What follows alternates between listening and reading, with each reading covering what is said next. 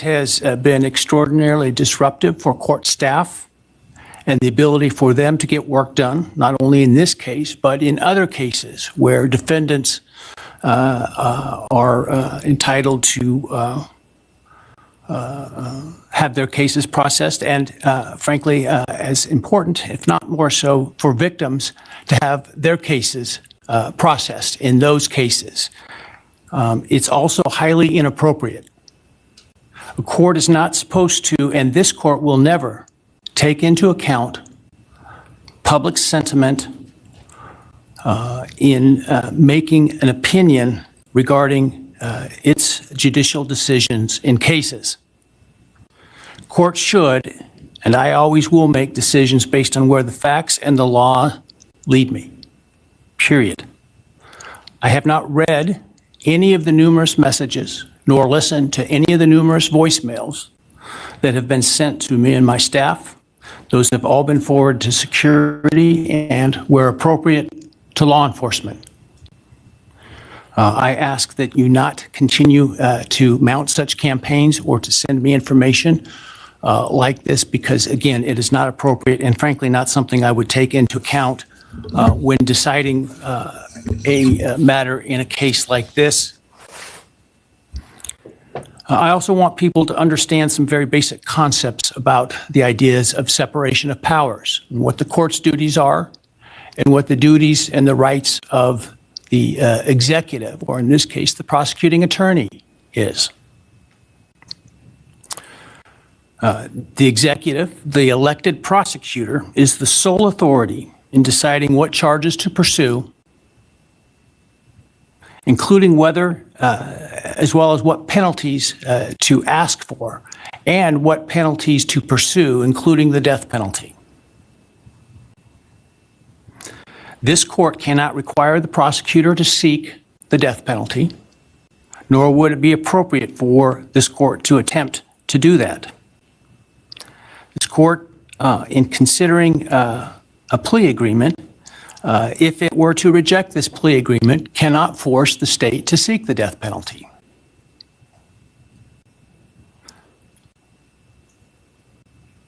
My role and power in considering a plea agreement is extremely limited. My role is to ensure that the defendant's plea is given freely, voluntarily, and intelligently. If those things are met, I can only reject a plea, such as the one in this case, where I'm not being asked to agree to the sentence in advance. I can only reject it, for example, if the defendant does not meet or admit to all of the elements of the crime. That is, I can ensure what is called a factual basis to the plea. Finally, I want to offer my apologies to all the families, including the victims' families, the families of the defendant, for the short notice for today's hearing, and I'm sure what must have been the hurried efforts to get here. I, like most everyone else, learned of this plea agreement Monday afternoon and had no inkling of it beforehand. Prior to that time, I was under the belief that this case was proceeding to trial, as had been indicated, and my staff and I were busy continuing to work on preparations to have potentially 10,000 citizens of Ada County come to jury duty starting in mid-July, with the questionnaire process in mid-July. It was, once I learned of the defendant's decision to change his plea in this case, it was important that I take the plea as soon as possible because of the extraordinary administrative efforts that were otherwise attendant to the process of this getting this trial potentially underway on time, and including the significant process of bringing, again, potentially up to 10,000 jurors to come in and fill out juror questionnaires prior to the beginning of the voir dire process. And so it was important that we, if we're going to go down this road, do so expeditiously so that we can avoid those costs and expenses associated with that. Otherwise, if it was not going to result in a plea, or if for some reason the plea were to fall through today, that we could continue diligently towards trial at the time specified. And so that obviously required that we act quickly. And so some folks may have not had the amount of time that we would otherwise allow for them to travel here. And so, again, I apologize for that. I want to make people aware that during the hearing, if you are to leave the courtroom for any reason, you will not be readmitted during the hearing. Also, when we finish the hearing this morning, I ask that the public and media wait in their seats until the victims' families, the defendants' families, and others are escorted out of the courtroom before you start to leave. Finally, I want to acknowledge the trial court administrator and her staff, the Ada County Sheriff, and the Ada County 4th District Marshal Service for the huge lift that they've accomplished in preparing for and orchestrating this hearing today, as well as to all the security attendant today that you see, and some of whom many of whom you don't see, with less than 48 hours notice. And so I appreciate the hard work that they've been doing. Frankly, some of them while they were on some vacation prior to the trial starting and had to call that short. And so I appreciate very much their professionalism and dedication. All right. That said, let's move to the business of today. I understand the state and the defense have reached a plea agreement in this case. For the record, I have a written plea agreement which indicates in sum the defendant will plead guilty to all 5 counts in the indictment: burglary, felony, and first-degree murder, 4 counts. The state and the defendant stipulate, that is, that the defense is not free to argue for a lesser sentence at sentencing, to the following. The defendant on the burglary charge will be sentenced to 10 years fixed, and that the defendant on counts 2 through 5, the 4 counts of first-degree homicide, on each count would receive a fixed life sentence, all 5 of those counts to run consecutive to one another. Defendant, as part of the plea agreement, waives his right to appeal, as well as his right to appeal the sentence and his right to seek leniency or reconsideration of the sentence under Idaho Criminal Rule 35.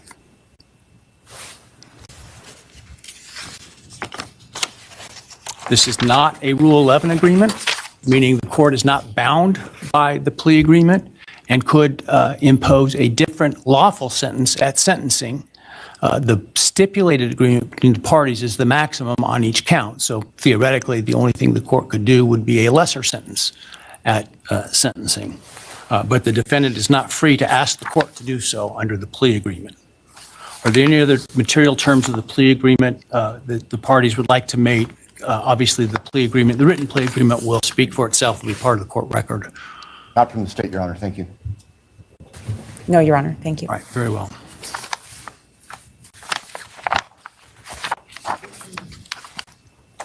All right. Ms. Taylor, have you had sufficient time to discuss this case and all of its ramifications with your client? I have, Your Honor. Have you discussed fully with him his rights, defenses, and possible consequences to him of the guilty plea? Yes, Your Honor. Have you been able to do all the discovery you feel necessary? Yes, Your Honor. And have you informed your client of the importance of providing the court truthful and accurate answers in taking this plea today? I have. Have you apprised your client of any and all offers and counter offers and answered his questions about those? Yes, Do you consent to the entry of the plea today? I do. All right, Mr. Kohberger, I need to ask you some questions this afternoon, or I guess it's this morning still. I do this to ensure that so that I am assured that you understand the nature of the charges to which I understand you're going to plead guilty, as well as the possible consequences to you of your guilty pleas. I want to make sure your plea is given voluntarily, and I want to make sure that you actually committed the crimes to which you're pleading guilty, because I don't want you to plead guilty to a crime you didn't commit. If you attempt to plead guilty today, but for some reason I don't accept your plea, then it is possible that your statements today could be used against you later at trial. Do you understand that? Yes. All right, thank you. And now, while you're standing, actually, why don't you take the oath from the clerk? Please raise your hand. Do you solemnly swear or affirm that the testimony you shall give in the matter not given before this court shall be the truth, the whole truth, and nothing but the truth, so help you God? Yes. All right, and Mr. Kohberger, just to make it easier, you don't need to stand when you speak to me. I appreciate the sign of respect, but for convenience, you can remain seated, all right?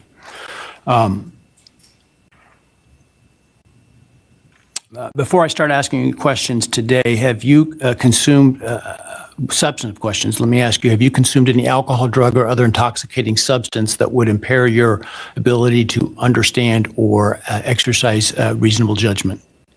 No. You feel like you are thinking clearly today? Yes. All right, I want you to understand what the possible penalties are for each of the crimes to which I understand you're going to offer a guilty plea today. They include, on count one, the burglary, a fine of up to $50,000 and a period of incarceration of up to 10 years in the state penitentiary. You may be required to pay restitution to any victims of the crime. Count 2, 3, 4, and 5 for first-degree murder. The consequences include a fine of up to $50,000, a period of incarceration of life imprisonment, which is a requirement of a sentence, that it be a life sentence with a mandatory minimum sentence of at least 10 years on each of those counts.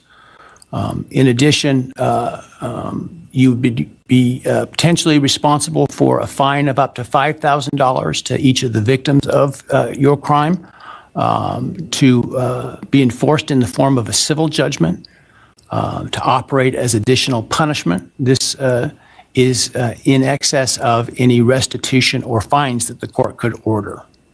And again, you may be required to pay restitution to the victims of the crime. You would be required to provide, as to counts 1, 2, 3, 4, and 5, a DNA sample and a right thumbprint impression, and potentially pay for analysis of those samples. You would lose any right to possess, purchase, or carry a firearm, the right to serve on jury duty, the right to hold public office, and the right to vote. Do you understand the charges and all those possible consequences? Yes.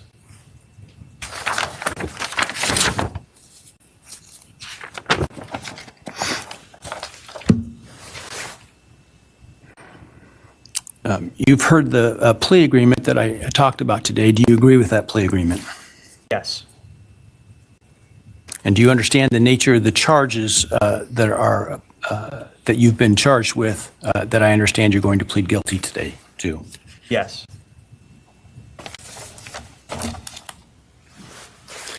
As I indicated, I'm not bound by the plea agreement, but the plea agreement is for the maximum on each count. Do you understand that I'm not bound by the plea agreement? Yes. Has anyone promised you that I would be lenient or easy on you if you pled guilty? No. Has anyone threatened you or anyone close to you to get you to plead guilty? No. Has anyone, other than the state's agreements with respect to the plea agreement, has anyone promised you anything in exchange for your plea agreement? No. Has anyone told you to be untruthful in answering my questions today? No.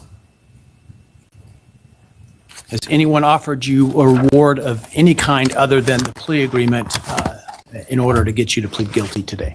No.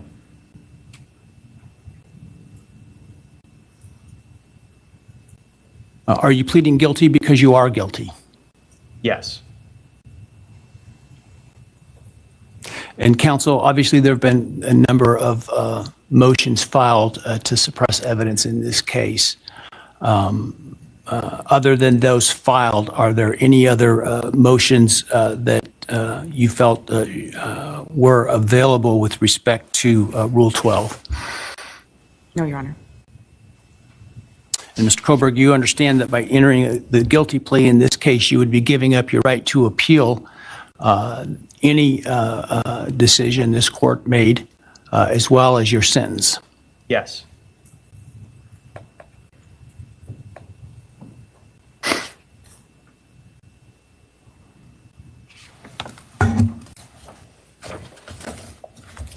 Have you had enough time to decide whether or not to plead guilty? Yes. Are you pleading guilty freely and voluntarily? Yes. Given your choices, do you believe it's in your best interest to plead guilty? Yes. Have you discussed fully the matter of pleading guilty with your attorney, and are you satisfied with the advice you've received? Yes. Has your attorney advised you to your satisfaction about what your rights are, what your defenses may be, and what the possible consequences to you of your guilty plea are? Yes. Has your attorney done everything you've asked them to do? Yes. Are you satisfied with their representation of you? Yes.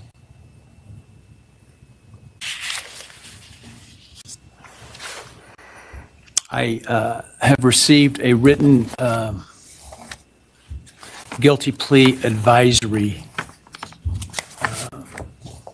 questionnaire that is purported to be filled out by you. Did you fill that document out? Yes. Did you understand the questions that you answered in this document? Yes. And are the answers that are outlined in this document your answers? Yes. Are those answers truthful? Yes.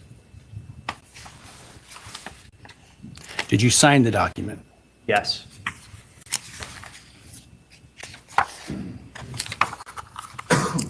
And this document outlines many of the rights that you have in this case should you not plead guilty. Did you understand those rights? Yes. They include a right to a jury trial. Do you understand that? Yes. They include a right to the presumption of innocence. Do you understand that? Yes. You have the right to require the state to prove your guilt as to each element beyond a reasonable doubt. Do you understand that? Yes. They include a right to confront your accusers and cross-examine witnesses presented by the state, including by utilizing the subpoena power of the court to accomplish that. Do you understand that? Yes. You understand you would have a privilege against self-incrimination and a right to remain silent, meaning you would not be compelled to testify if you did not wish to, had you not pled guilty. Yes. You understand you're giving up that privilege and those rights that I've just outlined by pleading guilty. Yes. All right, I want you to understand what the state would have had to have proven at trial had you, as to the crimes that you're pleading guilty to, had you, if you didn't plead guilty. Let me find the document. Hang on a second here. All right.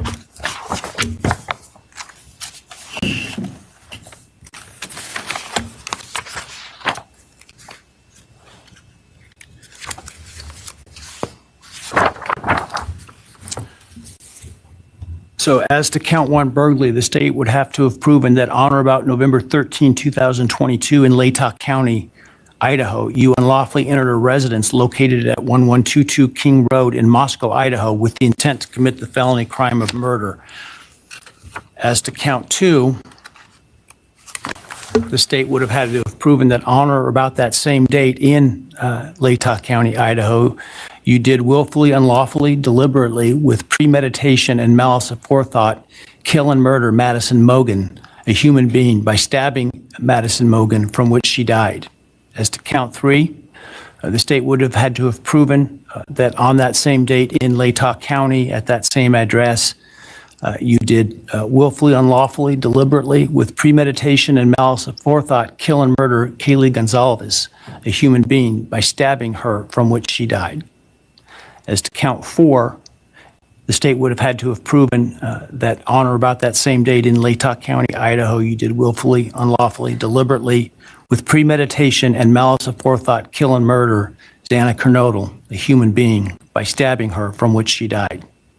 And then as to count five, also murder in the first degree, that on or about November 13th, 2022, in Latah County, Idaho, you did willfully, unlawfully, deliberately, with premeditation and malice aforethought, kill and murder Ethan Chapin, a human being, by stabbing him, from which he died. Do you understand those things the state would have had to have proven? Yes. And do you understand that by pleading guilty, the state no longer has to prove those things because you're admitting those things are true? Yes.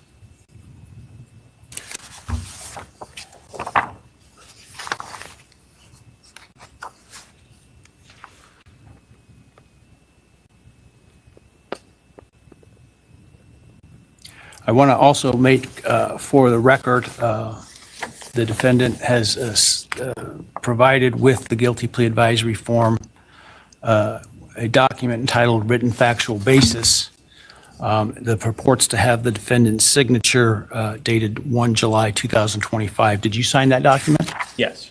And did you agree with the written factual basis that is included there? Yes.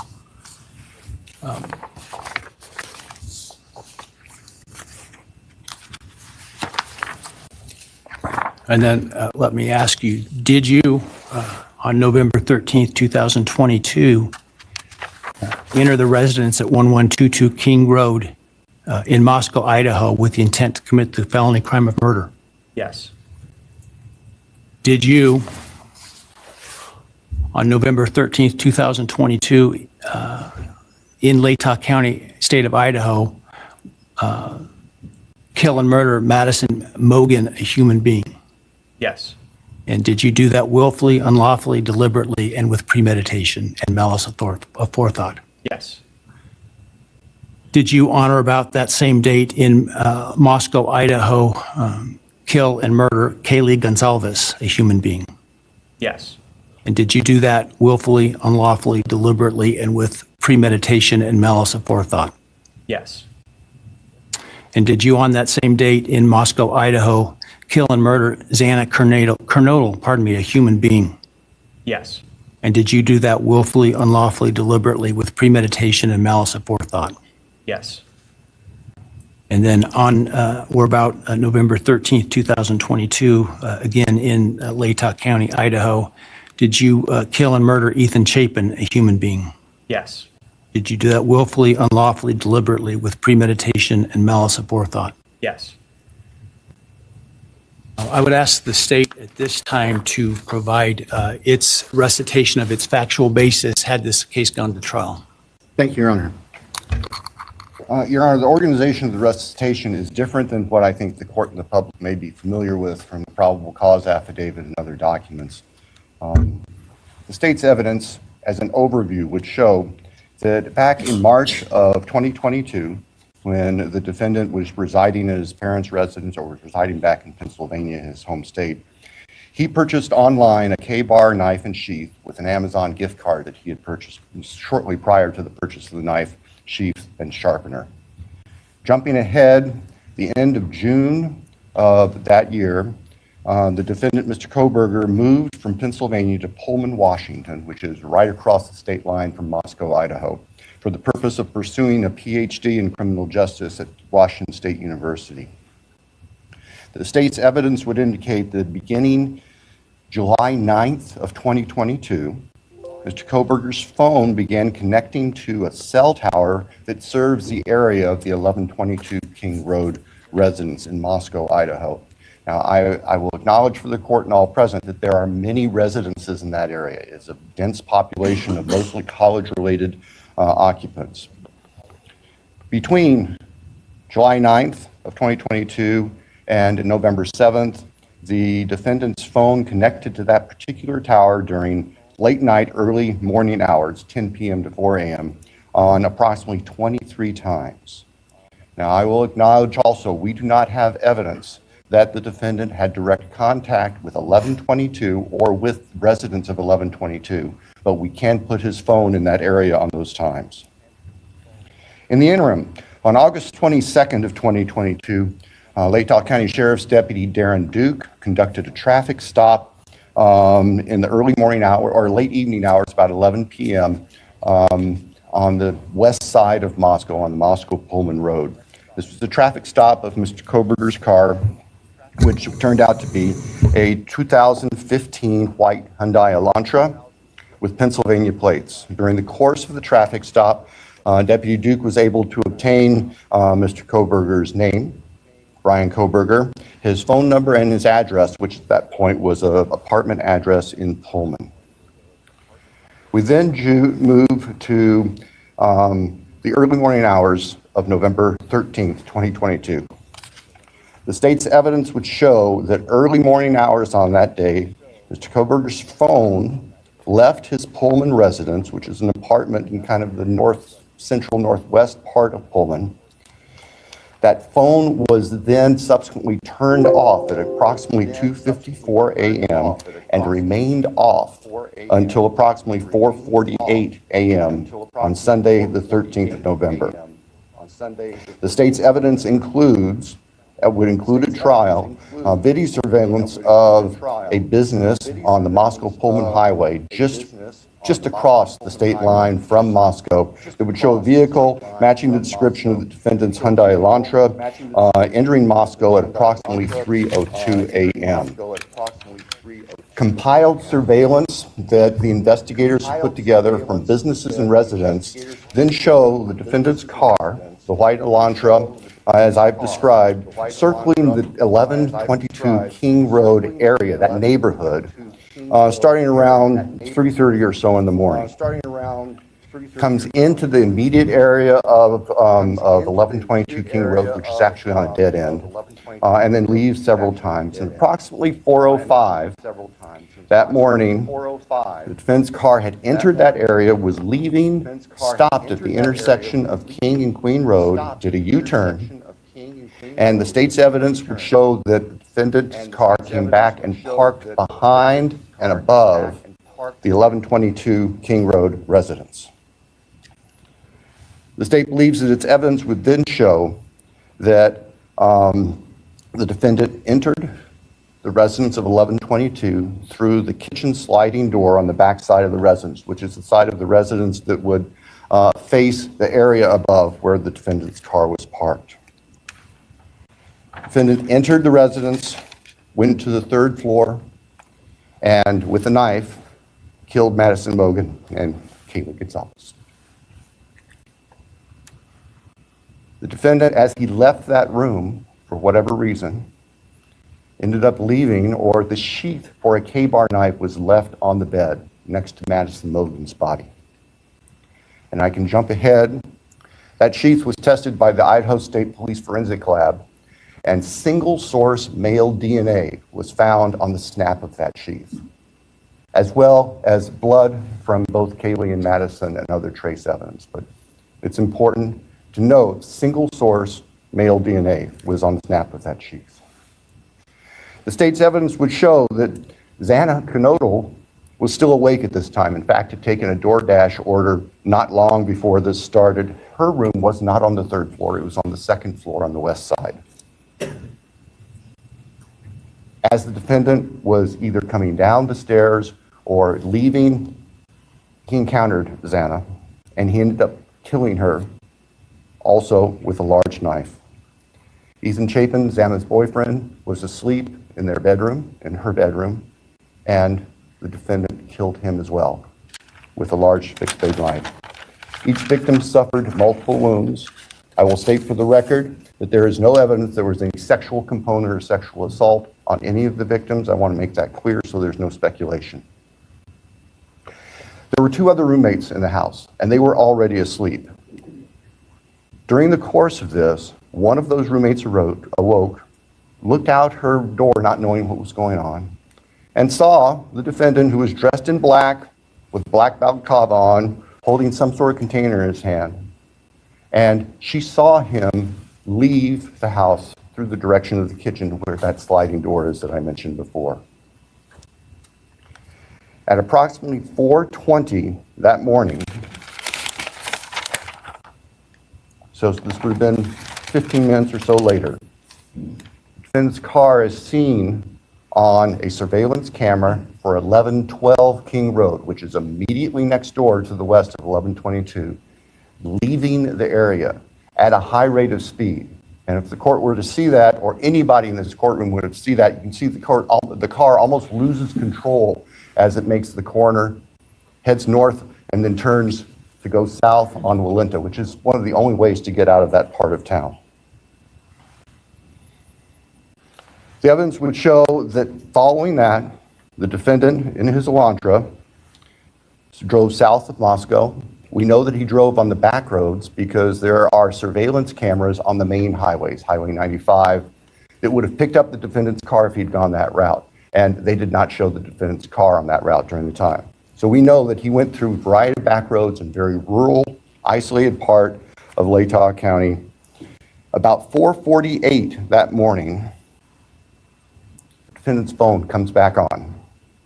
And the evidence will show that that phone was located south of Moscow, likely at a side road intersection with Highway 95. From there, the defendant's phone activity tracks it heading back north towards Pullman, Washington, where the defendant lived. About 5:26, starting approximately 5:26, various surveillance cameras in Pullman, Washington pick up the defendant's vehicle as he enters Pullman from the south and heads north and slightly west towards his apartment, where he arrived at approximately 5:30 in the morning. Later that morning, Sunday, the 13th of November of 2022, Mr. Kohberger's phone returned to the area of King Road. We don't know exactly what he did, but it returned to that area. It's about 9 o'clock in the morning. He was there for about 10 minutes and then returned to his Pullman residence. About 9:30, the state's evidence will show, evidence taken from the defendant's phone, that he took a selfie of himself on his phone in what appears to be the bathroom of his Pullman apartment with a thumbs up. The defendant's phone then went to the Lewiston-Clarkston Valley, approximately 30 miles south of Moscow and Pullman. And the defendant is actually seen with his car at various businesses down there. This area is the confluence of the Clearwater River and the Snake River. Lewiston is Idaho's seaport. Large bodies of moving water down there. In addition to tracing the defendant's activities, as I've just outlined, on the 13th and leading up to the 13th, the state's evidence will show that following Sunday, November 13th of 2022, business records show that the defendant began searching for a K-bar knife and a K-bar knife sheath, as the state believes, to replace the one that was left at the scene of the murders. The evidence also will suggest that there were at least attempts by the defendant to delete or alter his purchase history on Amazon, where all these transactions had occurred. Later that week, the state's evidence will show that Mr. Kohberger went to what we would call DMV, motor vehicle licensing here in Idaho, in Pullman, to change his car registration from Pennsylvania to Washington. That's of note because Pennsylvania cars do not require a front license plate. The vehicles seen on the surveillance cameras of the defendant's car showed it didn't have a front license plate on it. At the time of the traffic stop by Deputy Duke in August, it was Pennsylvania plate, no front license plate. Mr. Kohberger proceeded to finish his semester of studies at Washington State University and returned to Pennsylvania for the holidays. Law enforcement at this point were aware of Mr. Kohberger, had been accessing information about him, were trying to find him. They located him in Pennsylvania, and they conducted what's called a trash pull. During the nighttime hours, agents of the FBI, who assisted immensely with this case, working with the sanitation department back in this neighborhood in Pennsylvania, took trash that had been set out on the street for collection, sent the contents of that from the Pennsylvania residence of the defendant's parents to the Idaho State Forensic Laboratory, where the lab experts there were able to identify DNA on a Q-tip as coming from the father of the person whose DNA was found on the knife sheath that was next to Madison Logan's body in the bed. Subsequently, an arrest warrant was issued here in Idaho, and a search warrant was issued in the state of Pennsylvania with the assistance not only of the FBI, but the Pennsylvania State Police. Mr. Kohberger was arrested at his parents' home to return to Idaho. Upon his return to Idaho, a DNA sample was taken from him, and it matched the DNA found on the knife sheath next to Maddie's body at the crime scene. I can tell the court and the public the weapon itself, the knife, has not yet been recovered.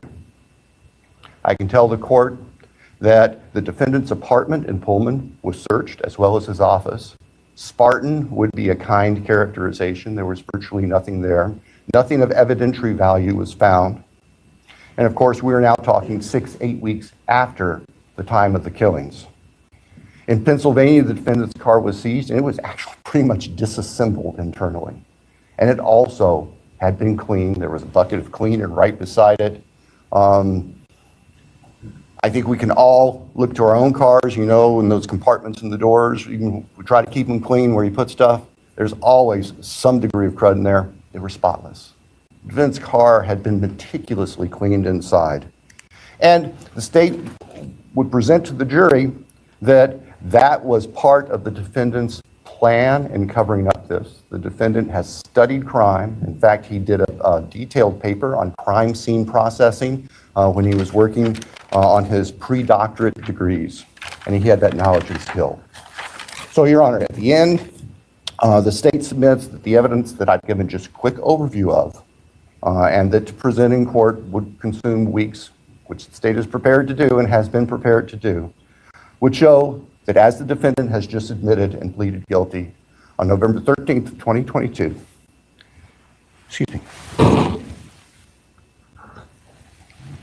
Mr. Kohberger entered the residence at 1122 King Road in Moscow, Idaho.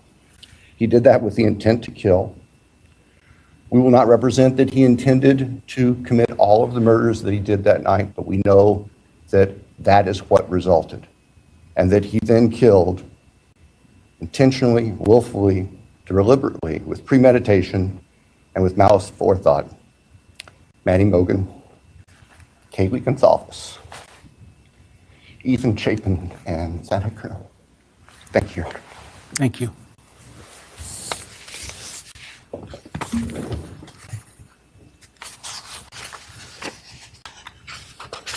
All right, based on the state's proffer and importantly based upon defendant's explicit admission to committing these crimes, the court finds there is a factual basis.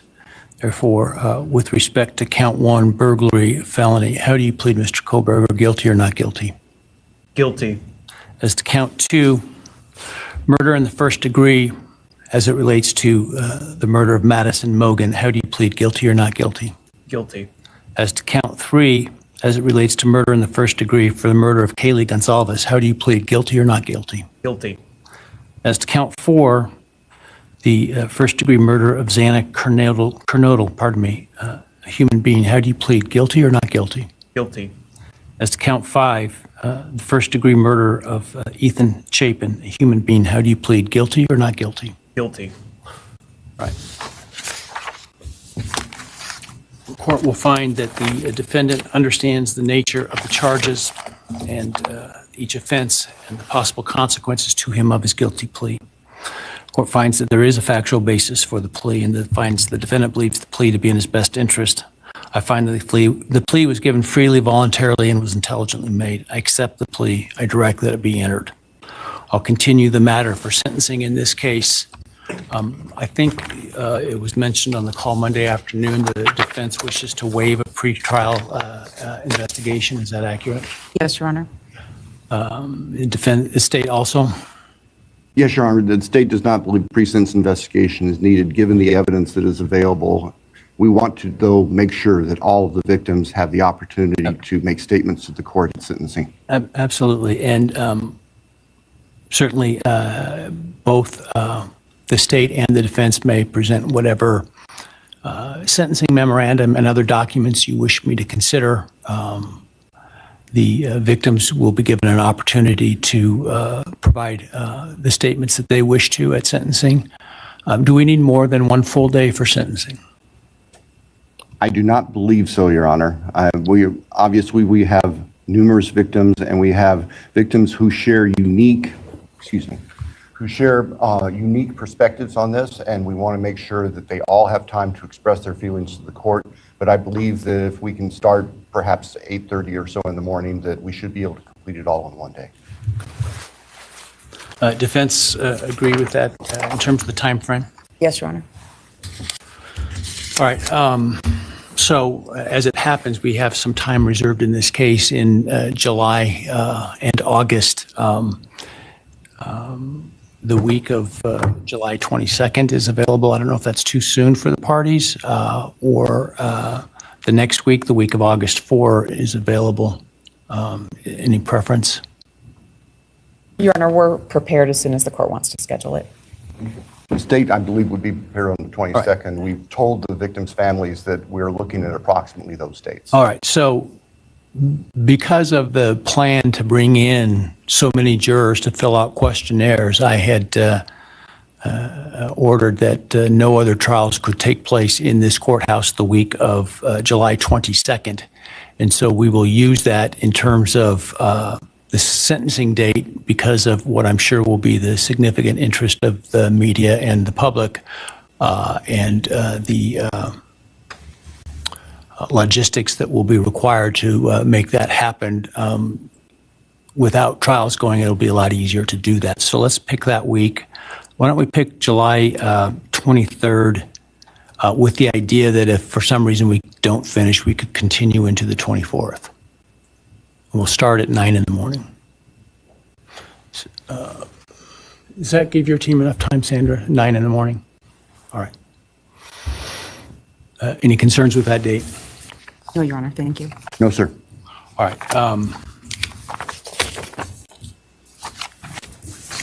Any reason why I should not rescind the non-dissemination order at this time? You're right. I think that given the history of this case, it would be best if that remained in place through sentencing. So we have time to make sure there's the ability to completely answer questions. That would be the state's preference and recommendation. We'd have no objection for the order to remain in place through All right. I will, at this point, the idea to keep it until sentencing, which time it would be withdrawn in order to give the parties the space and time to prepare to meet what I'm sure will be the deluge of media requests. That's at least my preliminary decision at this point. We can always revisit if it seems to be, for some reason, I should. That said, obviously, I don't think the defendant, a bond was ever set for the defendant. Were it would be revoked. The prior order allowing him to come in civilian clothes is revoked, given his plea and no longer the presumption of innocence. And in fact, now the actual conviction for the crimes. He will continue to be held at the jail pending sentencing. Is there anything else today? No, Your Honor, thank you. I assume that the trial date will be vacated and those 4 jurors will be released. The trial will be vacated, and I'm sure that the jury commissioner will get word to those that receive their summons that they won't be required to attend. So that said, again, if you would all please wait for the parties and the victims' families and others to leave the courtroom before you do, I would appreciate it. And with that, we're adjourned.